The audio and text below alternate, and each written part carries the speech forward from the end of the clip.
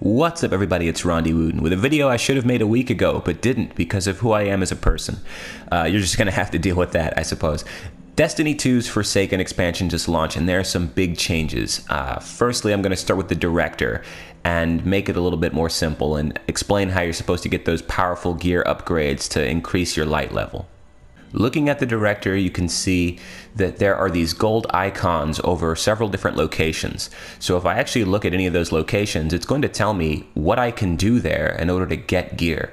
So looking here, you see a daily complete a crucible match for legendary gear, as well as a weekly complete a crucible match, 5 matches for legendary gear. This is also where your powerful gear is going to be. If I look someplace like, let's take EDZ for example, you can see that I've got a heroic adventure, which gives me legendary gear, but I've also got the weekly complete activities in EDZ. This is kind of where your flashpoint has gone. So you go ahead and just click any place that's got a gold icon and look at what it is they want you to do. And that's how you're going to get your gear there. So that's pretty straightforward. It's just a big change from what we're used to. But I think that this is relatively convenient. And to be honest, I really like the checklist better, but you know, what can you do? Not much.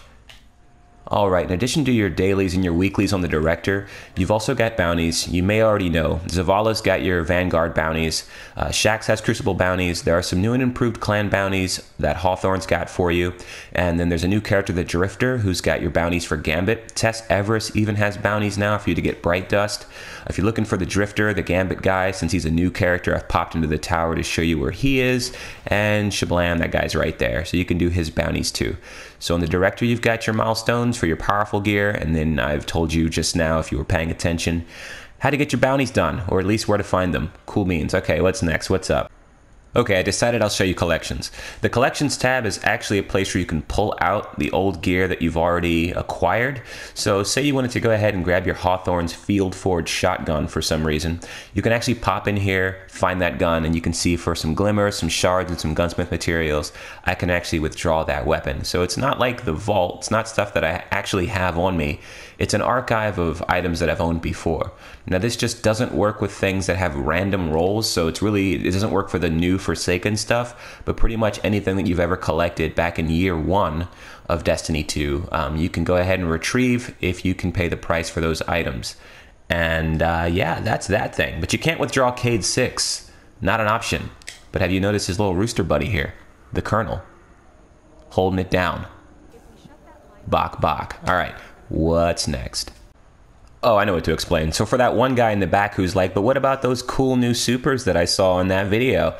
All right, guy, this is for you. Each of the subclasses on every character has a new skill tree now. So like I got this one in the middle here looking all cool and shiny and orange.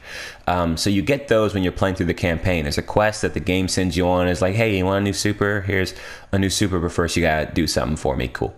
And you're gonna get something called a Seed of Light to unlock that. Now you can get more Seeds of Light. Like if I want to go ahead and get Chaos Reach on my Stormcaller boy, I can go ahead and say, give me that reach. And now I have Chaos Reach. So how do you get more Seeds of Light? I can explain that to you as well. I just used it. I was going to show you it in my inventory, but I just used it, so it's gone. And that's how the world works. But I can explain that to you. Bear in mind, this is a spoiler warning, so I'm going to jump into how to get more Seeds of Light. Very briefly, but if you haven't played through the campaign, stop watching the video. You know, go take your dog out for a walk, paint your nails, put on a face mask, do something cool. Hey, so now all those other guys are gone. What do you say you and me do something real cool and secretive? The Dreaming City is a post-campaign location that unlocks guess what? Campaign. The Dreaming City is just about as big as Nessus, so we're talking about a brand new area for you to explore after you've completed everything. And guess who's here? Our lovely friend Petra Venge. Look at that. No, don't turn away from my love. How could you do such a thing, Petra? Petra Venge has some more weekly and daily bounties for you.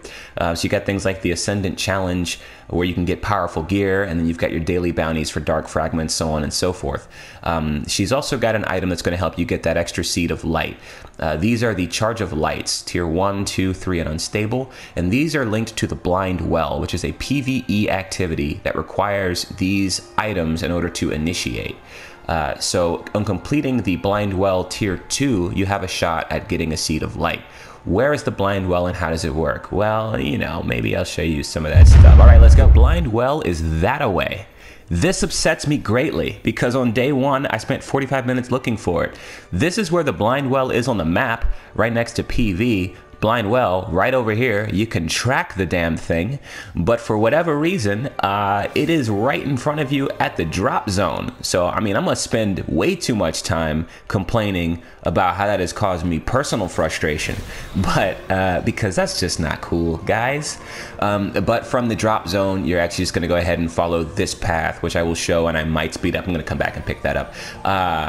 But you just, man, just go through this. If you can't figure it out past that point, I can't help you with anything. Just go in there. Guys, you're shooting at me. Please, stop. All right, that's where the blind well is. Trust me on that. I'll meet you there in a little bit. I came back for this. I promised it. I keep my promises. Jump cut. Ain't she a beaut? We've made it to the blind well, which was right in front of us the whole time. So you see these lights? That's a tier 2. That's a tier 1. That's a tier 3. So that's how you know exactly where you're supposed to put your little doohickey.